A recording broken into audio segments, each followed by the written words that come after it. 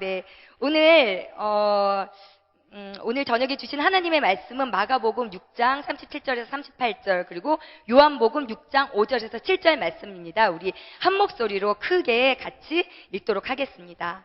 네, 같이 시작. 대답하여 이르시되 너희가 먹을 것을 주라 하시니 여짜오되 우리가 가서 200데나리온의 떡을 사다 먹이리까?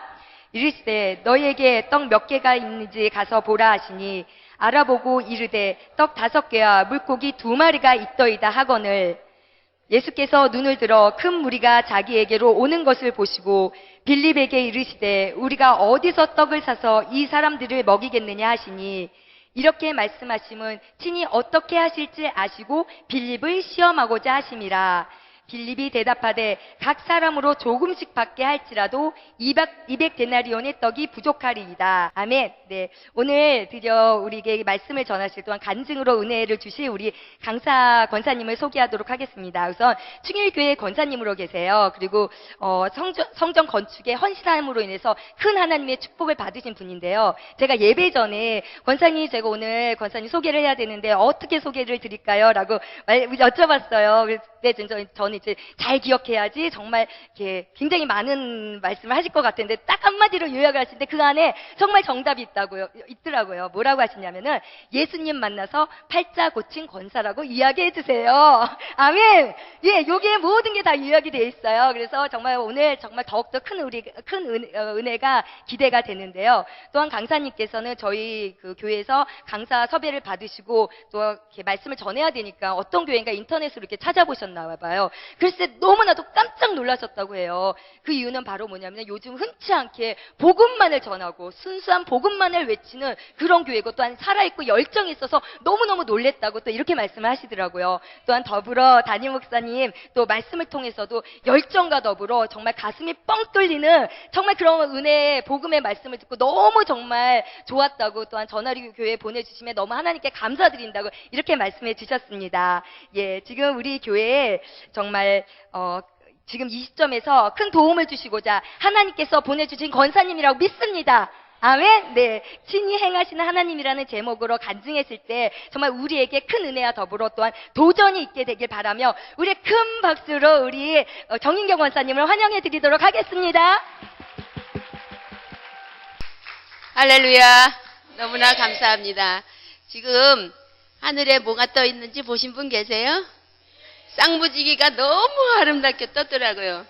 이 시간을 위해서 기도하셨죠? 그리고 저는 이 시간 성령 하나님 8월 10일 저녁 7시 기억하여 주세요. 그리고 제 마음 안에도 계시고 교회 가운데도 계시지만 특별히 이 시간 성령 하나님을 초청합니다. 성령님께서 모든 것을 주장해 주세요 하고 부탁을 드렸는데 약속의 무지개가 짜잔 하고 떴더라고요. 결국 이 시간 정말 너무나 부족하고 연약한 너무 형편없습니다. 그런데 이 부족한 것을 하나님께서 어떻게 축복해 주셨는가 그것을 간증하고자 합니다. 근데 제가 처음에 홈페이지를 전화리 교회가 어딘가 저는 사실 조그만 시골 교회인 줄 알았어요. 게다가 인터넷 검색하고 쪄보니까 아주 대단하더라고요. 그냥 열정도 넘치시고 근데 살아있는 간증들이 너무 많은 거예요. 그래서 저는 본래 교회에서 성전 건축에 대해서 간증했는데 그 간증을 보시고 많은 교회에서 초청을 해주셔가지고 간증할 때 저는 성전 건축 간증보다도 제 운명을 바꾸시고 팔자를 바꾸신 그 하나님에 대해서 정말 더 간증하고 싶어서 그거 간증하고 꼭 성전 건축에 대해서 이제 했거든요. 근데 딱 그 홈페이지를 보니까 너무 운명이 바뀌고 삶이 바뀐 분들이 많아서 나는 그러면 팔자 바뀐 거는 빼야 되겠다 이랬는데 그 감동은 여전히 또 해야 되겠다. 하나님이 정말 제 운명을 바꿔주시지 않았다면은 정말 수많은 간증들이 있거든요. 건축 외에도 너무 많은 진짜 병덩어리로 이제 너무 그런 상황이었었는데도 은혜 받고 나서 모든 병을 고치시고 모든 죄를 사하시고 저주 가운데 풀어주시고 완전히 빛 가운데 살아가게 하셨는데 수많은 간증은 오직 예수 그리스도를 정확하게 만나고 난 다음에 주렁주렁 달린 열매들에 불과합니다. 그래서 지금 먼저 제 운명을 바꾸신 그 하나님에 대해서 먼저 말씀드리고 싶습니다. 내 영혼이 여호와를 자랑하리니 곤고한 자가 이를 듣고 기뻐하리로다. 구원의 하나님, 그 놀라운 어두움에서 빛으로 인도하신 그 놀라우신 하나님에 대해서 우리가 말할 때 하나님께서 그 하나님을 말하면 곤고한 자가 이를 듣고 기뻐하리라고 말씀해 주셨어요. 분명히 간증을 통해서 더 큰 감동으로 역사하시는 하나님을 경험하고 또한 이보다 더한 간증을 여러분들의 삶 속에서 나눌 수 있다는 것을 확신합니다. 예. 저는 교회를 다닌 지가 지금 한 31년째 돼요. 그런데 10여 년 동안은 발로만, 마당만 밟는 그런 교인이었어요. 그냥 하나님 뜻에 대해서 전혀 관심도 없고 성경책에 뭐라고 써 있는지 그런 것도 모르고 막연하게 신중에 한 분. 그래서 어렵고 발등에 불 떨어지면 하나님 찾다가 조금 괜찮아지면 또 세상 속에 있다가 이렇게 형편없이 맨날 주일날 이렇게 예배당에 오면 맨 뒤에 앉아서 졸기가 일쑤였고요. 졸다가 예배 끝나고 나가면서 둘이 티격태격 싸우는 거예요. 잠이나 자려면 집에서나 자빠져 자지 왜 예배당에 와서 그렇게 자냐 창피하게. 그럼 또저는 막 이제 참고 있다가 당신은 멀쩡한 정신에 왜 안경을 닦고 시계 닦고 딴짓하고 있었어. 나는 잠이 안 왔으면 난 말씀 정말 들었을 텐데 너무 졸려서 못 들었거든. 이러고 맨날 그렇게 싸우고 그런 어떤 부분이었는데 정말 그렇게 미지근한 신앙이 전적으로 하나님을 만나게 된 계기는 제가 이제 이렇게 결혼을 하고 우리 남편 너무 잘생겼어요. 그리고 제가 너무 좋아서 이렇게 따라다니다가 결혼을 하게 됐습니다.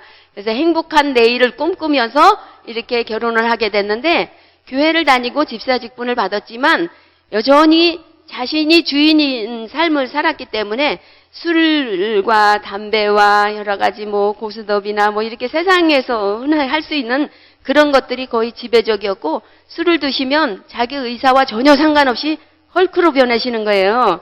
근데 그래서 이틀이 멀다 하고 저희들은 너무나 심하게 싸우기 시작했고 하루라도 편할 날이 없었어요. 그래서 온몸이 멍이 들고 이렇게 그냥 근데 물론 술이 채신 것도 문제지만 제 성격도 한몫하거든요. 그래서 술 취해가지고 막 몰아려면 참지 못하고 그래 죽여라 죽여 하고 대들다가 안 맞은 데가 없이 그런 어떤 삶을 살았어요. 그런데다가 몸도 이렇게 너무 이렇게 연약해가지고 늘 아주 병덩어리라고 이렇게 말씀하실 만큼 어디 안 아픈 데가 없이 늘 몸도 연약했고 그러면서 내가 이대로 살다가는 정말 소망이 없는 그런 인생을 살았어요. 그리고 애들은 점점 커가는데 애들 앞에서 맨날 이렇게 피 터지게 싸우는 모습을 이틀이 멀다 하고 보여주는 이런 어떤 결혼 생활이라는 것이 결국 아이들한테도 전혀 도움이 안 되겠다는 판단이 서게 됐어요. 그래서 제가 이제 진짜 도저히 안 되겠다. 내 몸도 건강도 너무나 안 좋고 더군다나 아이들은 점점 커가는데 이렇게 아이들 앞에서 이런 꼴을 보이는 것이 결혼 생활을 유지한다는 것이 아이들한테 도움이 되지 않는다는 판단이 있어서 이혼을 작정했어요. 근데 이혼을 작정했는데 결국 10여 년 동안을 다녀도 제가 말씀 중심으로 신앙생활을 하지 않았기 때문에 어떤 생각이 들었냐면 어디 살이 끼면 부부간에 그렇게 맞지 않은 저거로 이렇게 싸운다 그러더라고요. 그래서 저기 철학관에 가서 살을 푸는 부적이라도 한번 써볼까. 너무 형편없죠? 그렇게 그냥 마지막으로 이혼하기 전에 마지막으로 내가 철학관을 가서 부적이라도 하나 써야 되겠다. 그렇게 해서 살이 풀어지고 관계가 회복된다면 그렇게 한번 해봐야 되겠다. 그래서 마지막으로 생각한 것이 그렇게 철학관을 가게 된 것이었어요. 그렇게 철학관을 가서 제가 이러이러하고 이렇게 정말 도저히 내가 힘들어서 못 살겠는데 어떤 방법이 있느냐 이렇게 물어봤더니 그 아저씨 하시는 말씀이 내 팔자가 그렇게 타고나서 무덤까지 끌고 가는 그런 팔자이기 때문에 참고 죽을 때까지 참고 사는 방법밖에 없다고 얘기하시더라고요. 근데 학교 다니실 때 여러분 이렇게 배우시면서 착하게 살고 열심히 노력하면 다 잘 산다고 배우셨잖아요. 근데 정말 착하게 살고 열심히 사는데 잘 살기만 하던가요? 정말 착한 사람들이 어려운 일 많이 당하고 나쁜데도 잘 사는 사람 너무 많잖아요. 그래서 제가 철학관을 나오면서 정말 제가 저는 중학교 졸업을 하고 고등학교도 못 갔어요. 이 형편이 고등학교를 붙었는데도 형편이 너무 어려워가지고 못 가게 됐고 또 너무나 사랑하는 사람을 만나서 결혼을 했는데도 제가 꿈꾸던 결혼 생활하고는 전혀 차원이 틀린 그런 아주 비참한 인생을 이렇게 살아가다 보니까 나도 모르게 내 삶이 저주에 묶여버렸구나. 내가 알지 못하는 모든, 나는 팔자가 사나운가 봐. 나는 저주받은 팔자인가 봐. 나는 인생에 되는 일이 없어. 이런 것이 무의식적으로 제 마음 안에 자리 잡고 있었어요. 그러던 차에 철학관에서 죽을 때까지 그렇게 그런 팔자로 살아야 된다는 이야기를 듣고 나니까 정말 저는 제 생각에 끝이 왔어요. 제가 노력하고 애쓰고 수고를 해서 그렇게 해서 뭔가 조금 나아지겠지 이런 어떤 소망을 바라보다가 결국은 이런 어떤 내가 애쓰고 수고해서 운명 자체를 내가 바꿀 수 없다는 그런 생각이 들더라고요. 그런데 10년 다닌 게 그래도 아주 헛다닌 건 아니더라고요. 제가 어떤 생각을 했냐면 만약에 운명을 바꿀 수 있는 것이 있다면 그건 하나님만이 바꾸실 수 있을 거야. 그 생각이 이제 들더라고요. 그래서 그 다음부터 어떻게든지 내가 하나님을 만나봐야 되겠다. 하나님을 만나서 내 저주를 끊고 내 팔자를 바꿔봐야 되겠다. 이런 생각에 결론이 지어졌습니다. 그 철학관 아저씨가 너무 고맙습니다. 그렇게 해서 그때부터 부흥회다 뭐다 하면은 무조건 쫓아다녀서 이렇게 옛날에는 한 90년대에 부흥회 엄청 많이 했거든요. 그럴 때 부흥회를 하면 막 전이 떠나가라고 막 기도를 하고 성령이여 임하소서 하고 막 그러면 진짜 뭐가 진동이 오고 뭐가 임하나 보다 이거 만나달라고 그렇게 소리를 지르고 기도를 해도 끝나고 나면 아무것도 없어요. 허무하고 그래서 딴 사람들은 뭘 좀 받았나 이래 보면은 그렇게 뭐 기쁜 사람들 별로 없더라고요. 그래서 이게 사기인가 뭔가 진짜 계신가 좀 이런 어떤 생각이 들고 그렇게 헤매기를 어느 정도 하는데 제 둘째 아이가 어려서 소파에서 떨어져 가지고 뇌수술을 하는 일이 있었어요. 그런데 이제 그 가운데 이제 신방을 오신 권사님께서 하나님의 말씀은 살아있는 하나님이시고 말씀을 자꾸 가까이 할 때 믿음이 생긴다. 모든 성경 속의 놀라운 기적은 믿음을 통해서 나타나고 구원도 역시 믿음을 통해서 받는다. 그러니까 성경을 자꾸만 읽어봐라. 이런 권고를 해주시더라고요. 저희들이 사진관을 운영했기 때문에 주일날은 예식장, 비디오 촬영, 사진 촬영, 주일날이 더 바빠요. 그래서 주일도 제대로 못 지키고 가끔 부흥에 참석하고 이런 어떤 상태로 제가 하나님을 찾고자 했는데 진짜 너무나 굿뉴스였어요. 야 진짜 그렇구나. 그런 방법이 있구나. 그러면 내가 성경을 통해서 하나님을 만나봐야 되겠다. 그 다음부터 어떻게 성경을 읽어보려고 구약부터 읽어나가기 시작했는데 제 머리가 아주 완전히 폭발하는 줄 알았어요. 제가 상식적으로 생각하던 그런 하나님하고 전혀 거리가 멀더라고요. 그러니까 전혀 이해할 수 없는 내용들이 수북히 쌓였는데다가 이스라엘 백성들이 조금만 잘못을 하고 그래도 하나님이 막 쳐주 이기시고 재앙을 내리시고 막 진노하시는데 이건 뭐 사랑의 하나님은 그냥 너무나 무서운 그런 변덕쟁이 그런 하나님으로 보여지니까 저는 믿으려고 성경을 봤는데 너무나 안 믿어지는 거예요. 정말 믿고 싶은데 안 믿어지니까 환장을 하겠더라고요. 그래서 목사님한테 정말 믿고 싶은데 정말 성경을 보면 더 안 믿어진다고 그랬더니 목사님께서 성경은 성령의 감동을 통해서 기록된 책이다. 인간의 눈으로 그 성경을 볼 수 없고 깨달을 수 없다. 마치 유치원 다니는 어린아이가 5, 60년 살아온 부모들의 인생을 그 아이가 어떻게 이해할 수 있고 이해를 해야지 엄마 말을 따르겠어. 이렇게 말한다면 그게 말이 안 되지 않느냐. 하물며 천지를 창조하신 여호와 하나님을 이 조그만 머리통의 인간으로서 어떻게 그분을 이해할 수 있겠니? 그것은 마치 200볼트의 전원에다가 100볼트짜리 전기를 꽂은 것과 같은 현상이 벌어진 거다. 결국은 200볼트에다 100볼트짜리 선풍기 꽂으면 어떻게 돼요? 확 나가버리죠? 바바박 해고는 나가버리잖아요. 그러니까 이 조그만 머리통으로 이해를 해서 하나님 믿겠다는 게 바로 이 폭발할 수밖에 없는 그런 상황이었더라고요. 그런데 200볼트를 100볼트로 잘 전환할 수 있는 게 뭐죠? 도란스 있죠? 예. 그 중간에 연결시켜준 도란스, 그와 같은 역할을 성령께서 하신다고. 그러니까 우리를 이해시켜 주시고 깨닫게 하시고 성경을 풀어주시는 분이 바로 성령님이시니까 성령께 도움을 청하라고 말씀을 해주시더라고요. 그래서 제가 성경을 딱 펴놓고 하나님 저는 정말 눈먼 소경입니다. 눈은 있어도 살아계신 하나님을 볼 수도 없고 믿을 수도 없고 오히려 무서운 하나님, 목사님 말씀은 사랑의 하나님, 너무나 큰 사랑의 하나님이라는데 제가 성경을 통해서 보는 하나님은 너무나 무섭고 변덕이 심하시고 막 그냥 다혈질 하나님이시더라고요. 그래서 정말 안 믿어집니다. 하나님, 그 목사님이 말씀하시는 그 사랑의 하나님 좀 만나게 해주십시오. 제 눈을 열어주십시오. 하고 말씀을 보는데 어느 순간부터 성경이 막 읽어지기 시작하는데 너무너무 꿀송이처럼 다른 거예요. 밤이고 낮이고 막 읽어대기 시작했는데 너무 막 어떨 때는 너무너무 기뻐가지고 웃음이 나고 어떤 때는 그 성경 속에 이스라엘 백성들이 얼마나 답답해요. 홍해를 가르고 그 놀라운 기적을 봤는데도 그 다음에 마라의 쓴물을 만나니까 또 원망하고 이스라엘 백성들이 제일 잘하는 짓이 하늘에다 대고 삿대지르는 거더라고요. 기적을 행하면 잠시 헤헤거리다가 어려운 일 만나면 그 즉시 원망과 불평으로 하나님을 삿대질하고 모세를 삿대질하는 게 그 이스라엘 백성들의 특성인데 그게 바로 제 모습이었더라고요. 정말 그 하나님이 사랑해 주신 거, 은혜 베풀어 주신 건 전혀 모르고 늘 삶 속에 어려운 일을 만나면 불평하고 원망하는 게 바로 제 모습이었더라고요. 그래서 그런 제 모습을 발견하게 되면 막 대성통곡 울다가 막 우다가 또 구원의 하나님 바라보면 또 막 웃다가 그렇게 성경을 막 읽었는데 그 다음에 교회에서 12명이 성경 통독을 하는 시간이 있었어요. 돌아가면서 성경을 읽는데 그때는 막 성령께서 또 깨닫게 해주시는 거예요. 아, 바로 이 말씀이 이 말씀이구나, 이 말씀이 이 말씀이구나.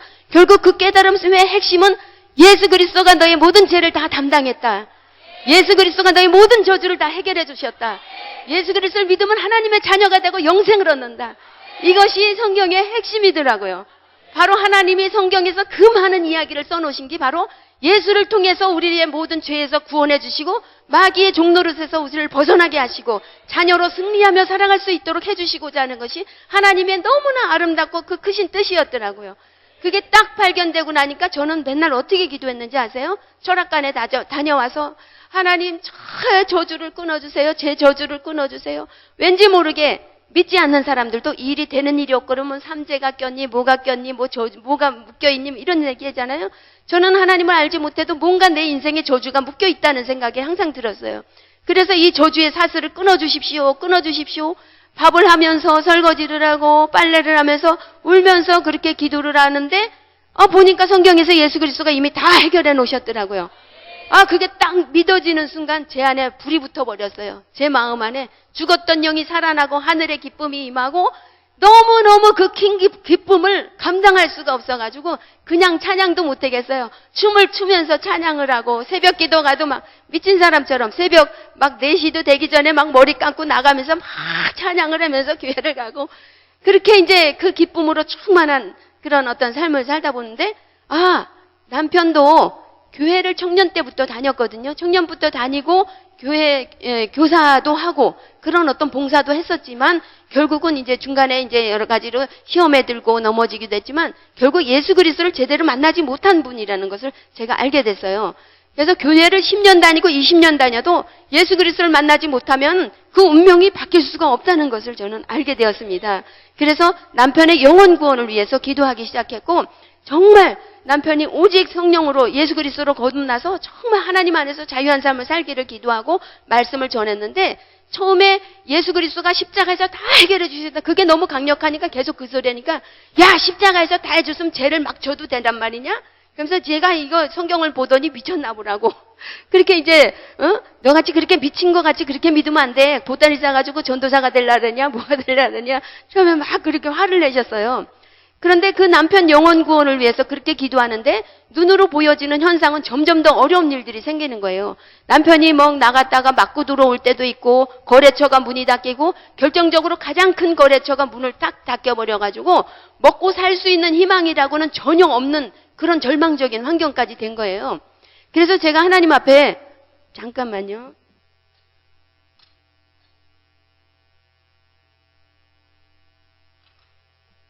하나님 앞에 기도를 하면서 하나님 저에게 이렇게 놀라운 축복을 주셨는데 어찌해서 남편이 이렇게 되는 일이 없습니까? 라고 하나님 앞에 여쭸더니 하나님께서 말씀하시기를 신명기 8장 말씀을 딱 떠오르게 하시더라고요. 시험하고 낮추사 마침내 복을 주려 하심이라. 사람이 떡으로만 살 것이 아니요 하나님 입으로 나오는 말씀으로 사는 줄을 알게 하려 함이라. 이 말씀이 딱 떠오르더라고요. 그래서 하나님이 그래도 내가 의지할 것이 있는 경제적으로나 그래도 내가 의지할 것이 있기 때문에 내 힘으로 하나님을 찾고 내가 스스로 술을 끊고 내 스스로 의로워져서 하나님을 만나겠다는 생각이 지배적이었는데 결국은 그 자신을 의지하는 마음을 다 끊어버리시고자 모든 통로를 차단시켜 놓으신 것을 제가 알게 되었어요. 그러니까 걱정보다도 너무너무 기쁜 거예요. 하나님이 구원을 기도를 응답해 주시고 영을 살리시기 위해서 모든 경제적인 문들을 막아놓으셨구나. 그런데 막아놓으신 거는 우리를 저주하시기 위한 것이 아니라 영적인 놀라운 축복을 주시고 영혼이 잘 되면 범사의 형통함이 따라오게 되는 결국은 하나님이 우리에게 주시고자 하신 남편에게 주시고자 하는 그 영적인 축복을 받을 수 있도록 사방의 모든 통로를 막아놓으시고 하늘문만 열어놓으신 기회구나. 이것을 알게 되었습니다.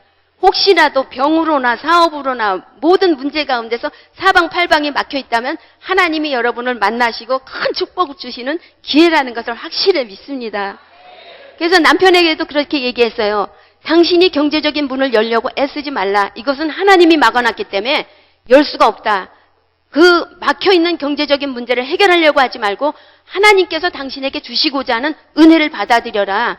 그런데 하나님이 주시고자 하는 은혜는 말씀을 통해서 오니까 하나님 말씀을 좀 들어봐라. 이렇게 얘기를 했는데 그냥 신문을 거의 보는 적이 없어요. 신문이고 책이고 이런 쪽으로는 전혀 안 보시거든요. 그래서 조그만한 복음 책자가 하나 있더라고요. 그 책을 한번 보라고 전해줬는데 그 책에 어떤 내용이 있냐면 에서와 야곱가에서 그 말씀에 대해서 이렇게 나와 있더라고요. 근데 조금 읽다 말고 확 집어던지면서 뭐 이런 하나님이 다 있어. 요즘 화가 나서 읽을 수가 없다는 거예요.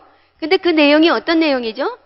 이삭이 에서에게 장자에게 축복을 주려고 에서에게 짐승을 잡아서 가져와서 요리를 해달라 이렇게 했잖아요. 마음껏 축복해 주겠다. 그런데 그게 왜 바뀌었어요? 리브가가 엿듣고는 그 야곱을 둘째 아이를 불러가지고 그냥 사바사바 하고 속여가지고 아버지한테 큰 축복을 가르쳤잖아요. 그러니까 하나님이 살아계시면 어떤 이런 작당을 해가지고 이게 거짓으로 사기쳐가지고 복을 받게 하냐. 어떻게 열심히 말씀에 순종해서 짐승을 잡아온 에서가 축복을 받지 않고 어떻게 거짓말치고 사기치는 야곱이 이렇게 축복을 받냐. 하나님이 이렇게 눈먼 소경이냐 이러고 막 그랬던 거예요. 근데 책을 보려면 끝까지 봐야지. 왜 중간에 보다가 그러냐. 궁금하면 끝까지 한번 봐라. 이랬더니 도저히 궁금해서 못 견디겠대요. 그래서 그 다음 그냥 주워다가 또 읽기 시작하는데 거기에 어떤 내용으로 딱 반전이 되는가 하면 바로 에서는 마치 이스라엘 백성과 같이 선택된 백성이라면 야곱은 우리 이방인과 같고 우리들의 죄인의 모습을 거기에서 표현을 했더라고요. 그리고 리브가는 아버지 앞에 나가서 축복받으라 할 때 야곱이 어떤 얘기를 하냐면 아버지를 내가 속이는 자로 보이면 축복은커녕 내가 저주를 받겠나이다 이렇게 얘기를 했더니 엄마가 너의 모든 저주는 내게로 돌리고 내가 해준 것만 가지고 아버지 앞에 나아가라 이렇게 말했잖아요. 그러니까 죄인이요 이방인이요 우리 스스로 힘으로 하나님을 만날 수 없지만 십자가의 예수 그리스도께서 너의 모든 저주는 내게로 돌리라. 내 이름으로 아버지 앞에 나아가라. 내 피를 가지고 하나님 앞에 서라. 그러면 하나님께서 이 놀라운 축복을 너에게 주실 것이야. 이렇게 놀라운 복음의 비밀이 그 안에 들어있다는 것을 이렇게 기록되어 있었어요. 그 말씀을 보고 깨닫게 하신 거예요. 성령께서 터치를 하셨어요. 그러니까 나는 에서처럼 열심히 노력하고 애쓰고 수고해서 하나님을 만나고자 그렇게 술이 취해가지고 술 냄새 나고 담배 냄새 나도 교회는 그래도 출석을 했거든요. 그런 나름대로 애쓰고 수고해서 뭔가 변화되려고 애를 썼는데 그것이 아니라 내 있는 모습 그대로 예수 그리스도 이름을 붙잡고 그 이름을 가지고 하나님 앞에 나아가면 되는 거였었구나. 그것을 깨닫게 된 거예요. 그러니까 내가 뭔가를 해보자 하는 것에서 하나님이 하신 일을 받아들이고 믿음으로 나아가면 이 놀라운 축복을 받는다는 비밀을 깨닫고 나니까 마음 가운데 평화가 임하고 성령이 임하셨어요. 그러니까 신앙이라는 것은 내 스스로를 못 바꾸고 어떤 게 아니라 주인이 바뀌는 거더라고요. 결국 마귀가 지배하던 그 삶에서 마귀가 이끌려 다니면서 술마귀, 고스톱마귀, 성적인 타락과 여러 가지 좋지 않은 그 나쁜 일을 행하게 하는 사단에 매여서 끌려다니던 인생이 예수 그리스도가 내 죄와 저주를 다 담당해 주신 걸 믿고 새로운 주인을 받아들이면 그 삶이 완전히 교체되는 삶을 그렇게 살아가게 되더라고요. 그러니까 성령이 그 마음 가운데 임하시니까 그때부터 사람이 180도 달라지는 거예요. 술 냄새가 마시기 싫고 마시려면 토악질이 나서 마실 수가 없는 거예요. 담배를 피우려도 수채에서 썩은 냄새가 나니까 도저히 담배를 가까이 댈 수가 없는 거예요. 그러니까 그 좋아하던 고소 피는 자리에 뭐가 있어요? 항상 담배 연기가 자욱한 그런 어떤 부분인데 도대체가 담배 연기를 맡을 수가 없어서 들어갈 수가 없는 거예요. 그러다 보니까 자동으로 다 해결이 되었어요. 저는 그것을 보면서 언젠가 저희들이 이제 중고차를 구입을 하게 됐는데 중고차를 구입을 했는데 그 전에 타고 다니던 사람이 아주 좀 그랬었나 봐요. 술 냄새, 담배 냄새, 뭔가 차 안에서 찌드른 냄새가 나더라고요. 근데 애기 아빠가 그 주인이 돼가지고 차를 쫙 청소하고 향수 뿌리고 십자가 달고 찬양틀을 그러니까 주인이 바뀌었으니까 차는 아무것도 한 것도 없는데 차가 완전히 새로워졌더라고요. 신앙생활은 내가 무엇을 하는 게 아니라 주인이 바뀌는 놀라운 비밀이더라고요. 영접하는 자, 곧 그 이름을 믿는 자들에게는 하나님의 자녀가 되는 권세를 주셨으니 결국은 내가 주인이 아니라 하나님이 주인이십니다. 예수 그리스도가 나의 주인이십니다. 고백하고 그분을 인정하고 받아들일 때 그분이 내 안에 들어오셔가지고 그분이 좋아하시는 일을 하시더라고요. 그리고 나서 그전에는 전도하다 해도 뭔 전도요? 저는 두세 사람이 모여서 구역 예배를 드려도 기도하라고 시키면 막 갑자기 바운스 해가지고 눈앞이 캄캄해가지고 아무것도 안 잡혀요. 그래가지고 너무너무 창피해가지고 이런 망신을 주려면 나 구역 예배 다시 오라 소리 하지도 말라. 그러니까 나 절대 기도시키지 말라 그랬어요. 근데 성령님이 내 안에 들어오시니까 몇백 명 아니라 몇천 명이 있어도 말씀이 생각나게 하시고 막 전하게 하시는데 전혀 저 배운 게 없습니다. 전 신학도 하지 않았어요. 근데 하나님의 말씀이 막 생각나게 하시고 전할 수 있게 담대하게 전하게 해주시더라고요. 그리고 우리 애기 아빠 같은 경우에도 그렇게 삶이 완전히 바뀌고 새벽 예배를 가게 되고 예배를 좋아하게 되고 언젠가 저희 목사님 아들이 비디오 촬영을 방송하시면서 비디오 촬영을 하면서 성도들 얼굴을 찍는데 우리 두 부부는 뭐가 그렇게 좋은지 그렇게 얼굴이 싱글벙글 엄청 좋으신가 보다 이렇게 얘기하시더라고요. 근데 어떤 일이 있냐면 우리 남편이 여기에 그 전에 예수님 영접하기 전에는 아주 주름이 팍 패였어요. 그럴 때 잘 때 보면 온갖 세상 근심을 다 하고 자는 사람처럼 여기가 푹 패여서 잘 때까지도 그렇게 근심 걱정이냐고 이게 막 제가 이마 사이를 막 문지르고 그랬어요. 그런데 그게 다림질한 것처럼 싹 펴졌어요. 그런데다가 청년 때 얼마나 곱슬머리였는지 몰라요. 진짜 이용은 정말 우리 신랑에 비하면 너무 못생긴 거야. 아주 굽실굽실하고 아주 잘생기셨거든요. 그런데 곱슬머리가 쫙 펴졌어요. 근데 머리까지 그렇게 바뀌더라고요. 옛날에 저희 친정엄마가 곱슬머리에다 옥리배기는 승질 들어오니까 너 결혼하지 말라고 그렇게 말렸었는데 머리까지 그렇게 다림질한 것처럼 쫙 펴지더라고요. 그렇게 이제 180도 바뀌어놨어요. 그래 이제 그렇게 바뀌다 보니까 정말 저는 95년도에 은혜를 받았거든요. 바뀌고 나니까 늘 병원 신세를 졌는데 의료보험에 거의 기록된 일이 없이 병원 갈 일이 없어요. 치유해 주셔가지고 건강하게 해주셨고 마음에는 하늘의 기쁨으로 가득하게 해주셨고 날마다 둘이 찬송하고 예배하고 하나님 안에서 은혜 받은 말씀 나누고 그러니까 신혼 때보다 너무너무 지금이 진짜 신혼인 거예요. 너무너무 이렇게 행복하게 살고 있거든요. 그렇게 이제 운명을 바꿔주셨어요. 그리고 나서 부분적으로 수많은 간증들 속에 성전 건축할 때 받은 은혜를 또 이렇게 나누고자 합니다. 저희들이 이제 건축 처음에 시작할 때는 전체 교회 예산이 한 7억 정도 했었어요. 시장통에 이제 조그만한 교회고 아주 복잡한 데 있었는데 목사님께서 전원교회를 꿈꾸시고 한 3,800여 평 그렇게 이제 큰 산자락 밑에다 큰 평수에다가 건축을 시작하시는데 그 건축 예산이 한 50억 공사를 생각하고 추진을 하시는 거예요. 그때가 한참 IMF 시작되고 그럴 때 얼마나 좀 경기가 어렵고 근데 막 계속 막 50억 공사 막 그 건축에 대해서 막 얘기를 하시는데 너무너무 부담스러운 거예요. 아니 나는 진짜 복음을 듣고 이렇게 힘을 얻고 능력 있게 살아가는데 맨날 복음 전하시고 생명 구하는 게 먼저지 뭐 전만 크게 지면 다냐 하면서 저는 나름대로 또 깨달은 걸 가지고 그렇게 막 반발하고 대적하는 마음이 있었어요. 그래서 건축했는데 간증회로 간다니까 정권사도 옛날에 속 좀 썩였지 이 얘기를 하시더라고요. 그러니까 그런 제가 어떤 얘기까지 했냐면 저기 중학교 다니는 아이에게 대학생 옷을 사주는 부모가 없다. 그렇게 어리면 어린 거에 맞춰서 사주지 그렇게 큰 옷을 사주는 부모가 있겠냐. 결국 그건 뭐죠? 아유, 여건도 안 되고 능력도 안 되는데 무슨 큰 전을 짓느냐 이것을 이제 이러는 거죠. 근데 제가 어느 순간인가 정말 구원받은 하나님의 자녀잖아요. 하나님이 우리 아버지가 되시고 근데 은과 금도 내 것이요 이 모든 세상 만물이 내 것이다. 이런 하나님을 내가 아버지로 믿고 있는데 내가 왜 아버지에게 달라고 하질 않았을까 이 생각이 나는 거예요. 그리고 내 주머니와 내 경제적인 환경만 생각하고 내가 돈이 없는데 왜 자꾸 달래는 거야. 맨날 설교 가면은 왜 건축헌금 얘기만 하는 거야. 부담스럽게. 그래서 막 돈가스가 팍팍 올라오고 막 예배 드리면서 은혜를 받는 게 아니라 이게 시험에 들고 자꾸 그랬거든요. 근데 내 아버지가 이 천지의 만물의 주인이신데 내가 왜 하나님 주머니를 바라보지 않고 내 주머니를 바라봤지? 나 자신의 능력을 생각하는 거 그 믿음하고 아무 상관없는 건데 내가 하나님 주머니를 바라보지 않았구나.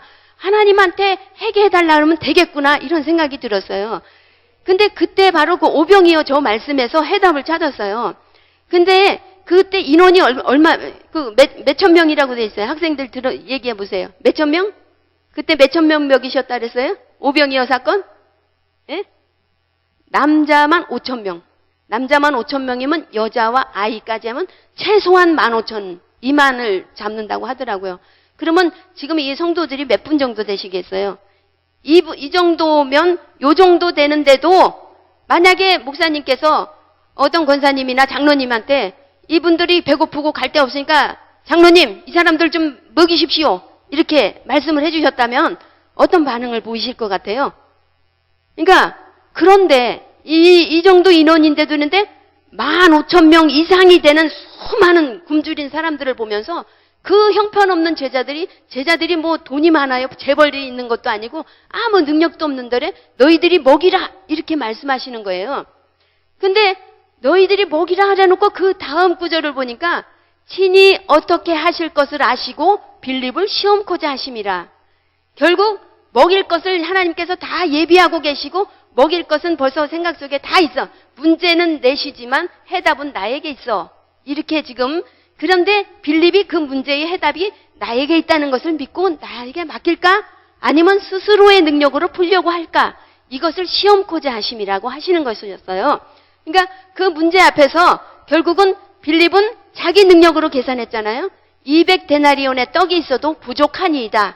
해답이 없습니다. 이렇게 말씀했어요. 그러니까 예수님께서 해답이신데 진리요 생명이시고 능력이시냐 예수 그리스도 앞에서 해답이 없습니다. 라고 빌립은 얘기했어요. 근데 안드레가 오병이어를 가지고 이것 가지고 어떻게 하실 수 있겠나이까? 이렇게 예수님께 맡겼을 때 그것을 축복하시고 5,000명을 먹이고 남기오는 12강줄이나 남기는 축복을 받았잖아요. 그러니까 근데 저는 오병이어 말씀만이 아니라 성경의 모든 말씀들이 친히 행하시는 하나님이시라는 것을 제가 발견하게 됐어요. 그러니까 우리가 크나큰 헌신, 믿음의 조상 하면 누구예요? 아브라함. 예, 아브라함이 가장 큰 시험이 뭐였어요? 이삭을 바치는 거였잖아요. 근데 그 전에 저는 하나밖에 없는 아들 이삭을 바치라 이런 말씀 앞에서 잔인하시다. 어떻게 그리고 아브라함도 이삭한테 물어보지도 않고 자기 맘대로 왜 끌고 가서 제물로 바치려고 했을까? 그리고 그렇게 바쳐야지만 복을 주시나? 잔인하다. 이런 생각이 있었거든요. 그런데 그 이야기를 자세히 보니까 아브라함은 이삭을 죽이려고 하시는 하나님을 본 것이 아니었어요. 이삭에게 축복해 주시고 약속하신 하나님의 말씀을 믿고 이삭을 데리고 가기는 하지만 죽여도 살리실 하나님을 기대하면서 나아갔던 발걸음이었더라고요.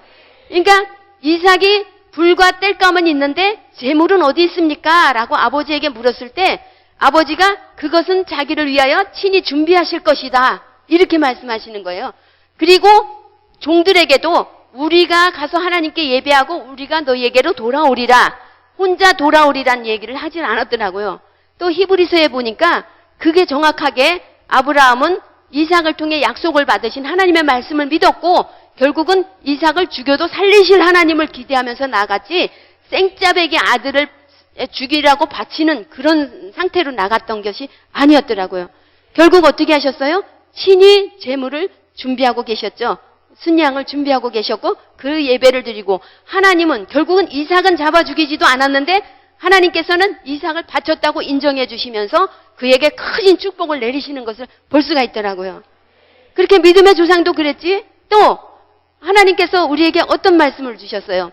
율법을 지켜 행하라고 말씀하셨잖아요. 수 없는 그 율법을 지켜 행하라고 말씀하시고 지켜 행하지 않으면 저주를 받을 것이라 심판을 받을 것이라 말씀을 해주셨는데 그 모든 율법의 죄와 심판을 예수 그리스도를 보내주셔서 예수 그리스도가 죄와 심판을 대신 다 받아주시고 예수 그리스도 내가 너희를 위해 행한 그 모든 일들을 믿고 나를 믿고 아버지 앞에 나가면 너희들은 구원을 받는다. 결국 아버지는 율법을 지켜 행하라고 말씀하셨지만 결국 그 아들을 통해서 친히 아들이 뭐예요? 친히 말씀이 육신이 되어 우리 가운데 오신 분 하나님이 지켜 행하라 하고 하셨지만 하나님이 친히 육신이 돼서 우리 가운데 오셨고 그 죄와 심판을 대신 받아주셨더라고요.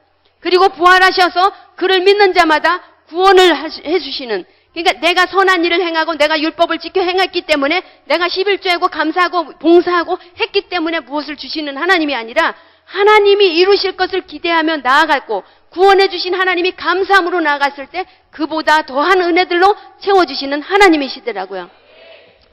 근데 사람이 얼마나 간사한지 내 주머니에서 돈 내놓으라면 팍 움켜쥐는데 하나님 주머니에서 꺼낸다니까 간땡이가 부어지더라고요.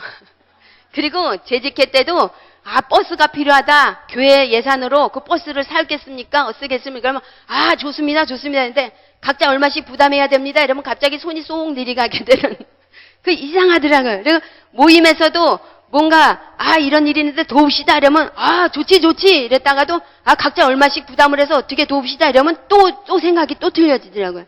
그러니까 내가 내 주머니에서 꺼내서 하려고 할 때는 그 부담이었는데 하나님 주머니에서 꺼내기만 하면 되는구나. 남의 주머니에서 꺼내면 되는구나. 이 생각이 드니까 너무 자유한 거예요. 그래서 아버지 주십시오. 하나님은 이런 하나님이시니까. 근데 우리 신랑은 또 간땡이가 더 가지고 20억을 주십시오. 성전 반을 건축하게 해주십시오. 그래서 막 둘이 기도를 했어요. 근데 아무리 지나도 아무 응답도 없어요. 만져지는 것이 없는 거예요. 그래서 하나님 분명히 이 하나님이 친히 행하시는 하나님이고 구하면 주신다 그랬는데 왜 아무것도 이렇게 응답이 없습니까? 라고 하나님 앞에 물었더니 어떤 장면을 딱 비춰주시냐면 맨날 제가 뭐라고 기도해요? 주시면 하겠습니다. 주시면 하겠습니다. 이런데 네 손에 주택복권 1억 원이 당첨돼가지고 네 손에 딱 놔주면 너 아무 손 안 대고 그대로 바칠 수 있겠느냐? 이거를 물으시는 거예요. 그거 쉬울 것 같아요? 내가 노력하지도 않고 돈 1,000원 내가지고 당첨된 건데 평상시에 복권 한 번씩 다 사본 경험 있으시죠? 그런데 그것이 제가 한번 구입을 하고 나니까 당첨할 시간이 되니까 이게 만약 붙은다면 하고 막 집을 짓고 있더라고요. 뭐 필요한 기계도 사야 되고 누구도 도와줘야 되고 필요한 거 사야 되고 이런 아주 집을 짓고 이 당첨되기도 전에 그런 집을 짓는데 막상 내 손에 딱 들어오면 이게 우그로 이렇게 움켜지는 그게 있더라고요. 그래서 손 안 대고 드린다는 게 쉽지 않고 마침 내가 조금 얼마를 쓰고 만약에 5,000을 쓰고 5,000을 드렸다 해도 이것은 내가 5,000을 했습니다. 그 자기 기념비를 세울 수 있는 그런 종자더라고요. 제 주제가. 그러니까 오히려 아나니아와 삽비라가 왜 그렇게 죽음을 당했습니까? 안 드려서 그런 것이 아니라 전부를 드렸다고 하고 부분을 드렸으면서 전부를 드렸다고 하는 그러니까 하나님께서 얼마나 많이 참석했는가가 아니라 일부로 드렸는데 전부를 드린 것처럼 자기 기념비를 세웠을 때 하나님께서 기뻐하시지 않는다는 것을 알게 되었습니다. 그래서 이제 제 자신이 절대 그럴 수 있는 꼴이 아니고 1억은커녕 20억을 주시면 완전히 시험 들어가지고 완전히 이게 저주받을 수밖에 없는 종자구나. 그거를 알게 되고 그렇다면 우리가 할 수 있게 해주십시오 해가지고 기도했기 때문에 돈 10,000원도 하나님이 주셔서 우리에게 주신 것 아니겠느냐. 그럼 돈 10,000원 주신 것부터 우리가 인정하고 거기에서부터 시작하자. 그래서 10,000원이 들어오면 1,000원 11조, 1,000원 건축헌금 이렇게 이제 뛰기 시작했어요. 그런데 봉투가 점점 커지는 거예요.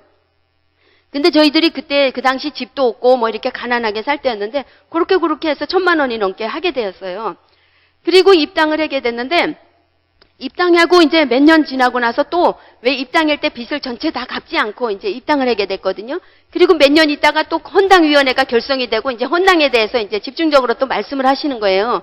근데 제가 하게 하신 그 하나님을 또 망각해버리고 헌당에 대해서 말씀을 하시니까 아우 또 무슨 헌당은 건축한 지 얼마나 됐다고 성도들 어려운 형편도 모르고 또 그러시네. 이 인간이 아주 사악해요.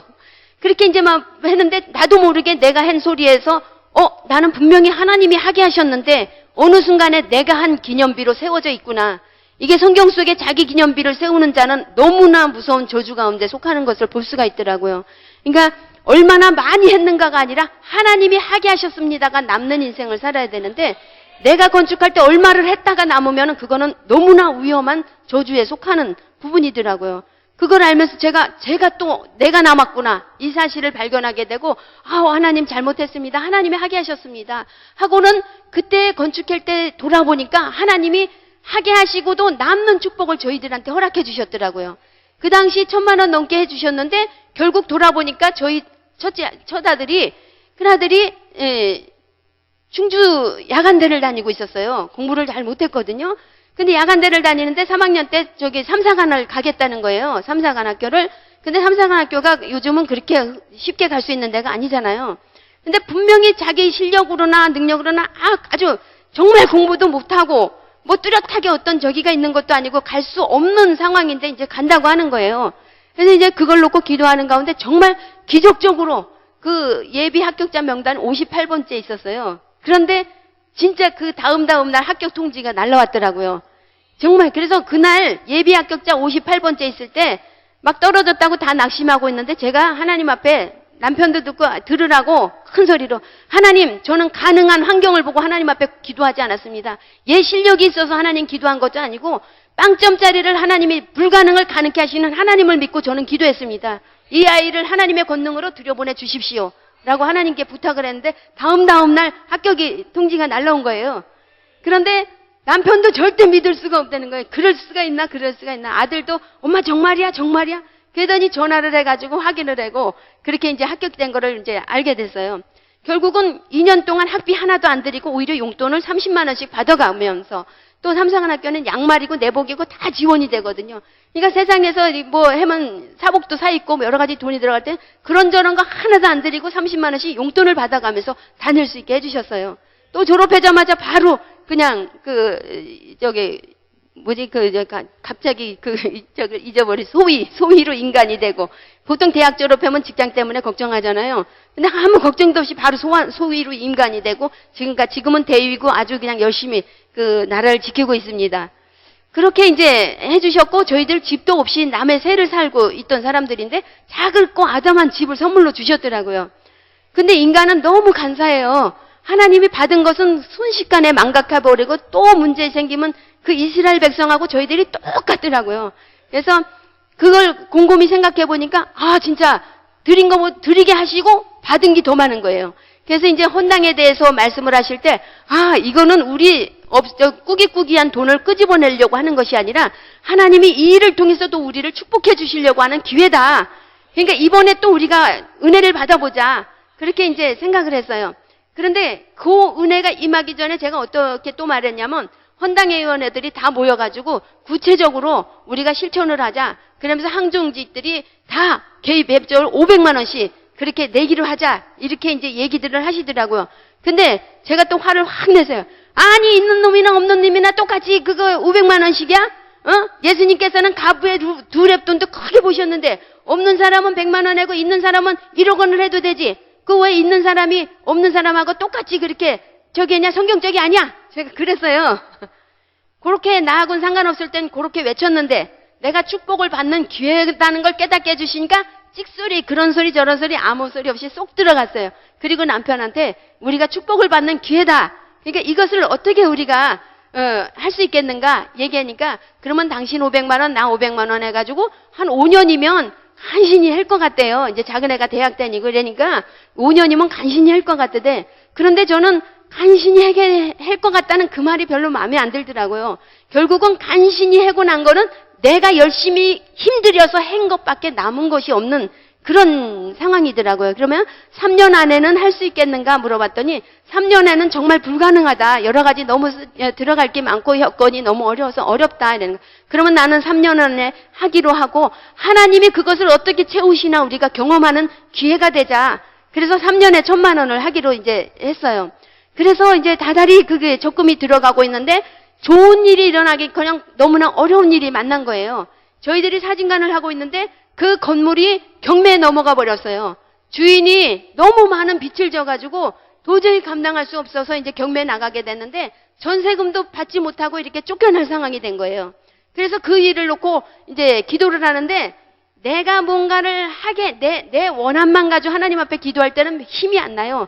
내 목소리는 아무리 크게 해도 힘이 안 나는데 하나님의 능력을 믿고 기도하는 거는 얼마나 힘이 되는지 몰라요. 하나님, 나는 이 건축헌금 시작할 때에 내 힘으로 할 수 있는 가능성이 있어서 시작한 것이 아닙니다. 하나님이 하게 하실 것을 기대하고 이것을 시작했습니다. 그러니까 끝까지 이것을 할 수 있도록 은혜를 입혀 주십시오. 그 기도의 내용 중엔 뭐가 들어가 있죠? 결국 그렇게 하게 하시려면 이 가게를 잘 지켜주셔야지 가능한 거 아닙니까? 그렇게 하게 해달라고 부탁을 드리고 구역 식구들과 교회 식구들과 그걸 놓고 기도했는데 결국은 2차에도 안 나가고 3차에도 안 나가고 4차에 낮은 가격에 저희들이 기적적으로 그 건물을 살 수 있게 해주셨어요. 하나님께 모든 영광 올려드립니다.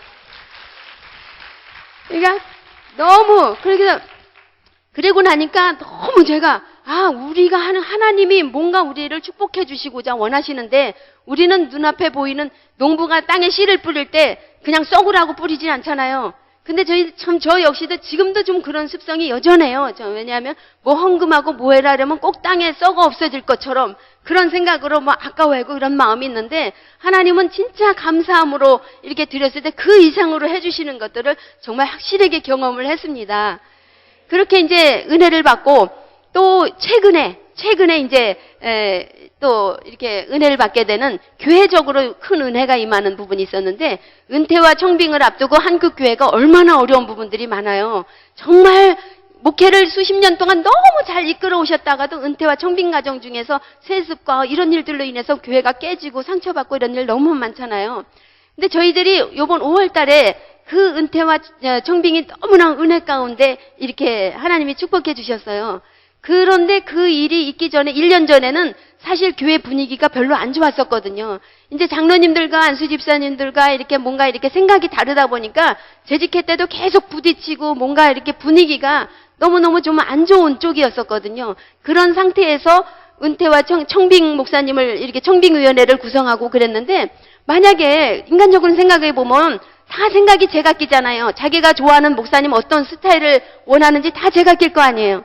그런데 그런 어떤 목사님들을 원하고 추구하는 생각들이 다 틀린데 그 자기 생각대로 막 하다 보면 또 생각이 더 분열이 생기고 그 틈을 통해서 신천지가 강력하게 역사할 텐데 이거는 너무나 위기가 아니겠는가 이런 생각을 할 때 하나님께서 사람이 마음으로 자기의 길을 계획할지라도 그 걸음을 인도하시는 이는 여호와시니라 이 말씀을 비춰주셨어요. 그러니까 우리가 어떤 일을 진행할 때 어떤 장로님이나 어떤 목사님이나 어떤 힘 있는 사람이 앞서서 움직여서 사람의 생각대로 하는 것 같고 염려가 될 때도 있지만 중요한 것은 기도하는 자가 하나님께 기도함으로 말미암아 하나님이 그 걸음을 인도하신다는 게 확실한 그런 어떤 부분이더라고요.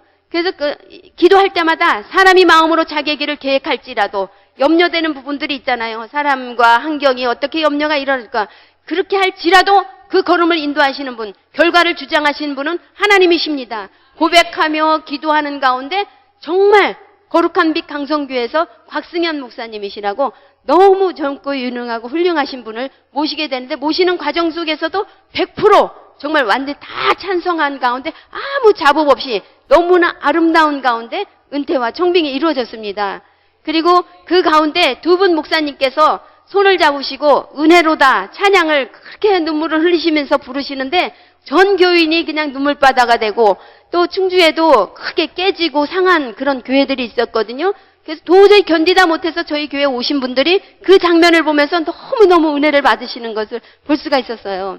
그러니까 제일 중요한 것은 일을 행하시는 여호와 그것을 지어 성취하는 여호와라 하는 이가 이같이 이르노라. 너는 내게 부르짖으라. 내가 내게 응답하겠고 내가 알지 못하는 크고 은밀한 일을 내게 보이리라. 말씀해 주시는 거더라고요. 그러니까 저는 성경 말씀은 아니지만 태산이 높다 하되 하늘 아래 메이로다. 이게 신앙생활의 핵심이더라고요. 하나님께서 큰 기적은 조그만한 산 앞에서 기적은 경험할 수 없더라고요. 큰 산, 내가 넘지 못한 큰 산 앞에서 눈을 감고 기도하면서 하나님의 마음을 통해서 내려다 봤을 때는 큰 산이 아니라 뛰어넘을 수 있는 그런 산이 되고 문제가 아니라 축복의 통로가 열리는 기회라는 사실을 경험하게 되는 간증할 수 있는 기회더라고요. 저는 사실 자세한 내용은 모르고 앞으로 이 크게 성장해 나가는 그런 교회고 확장돼 나가는 그런 어떤 것만 지금 알고 있거든요. 만약에 큰 문제 앞에 서 있다면 그것은 기적의 하나님을 경험할 수 있는 기회고 큰 은혜를 받고 축복을 받을 수 있는 기회인 줄 믿습니다. 결국 하나님 앞에 부르짖어 기도하고 믿고 신뢰함으로 말미암아 모든 사람들에게 간증할 수 있는 또 하나의 간증을 만들어갈 수 있는 여러분들이 되시길 주님의 이름으로 축복합니다. 감사합니다.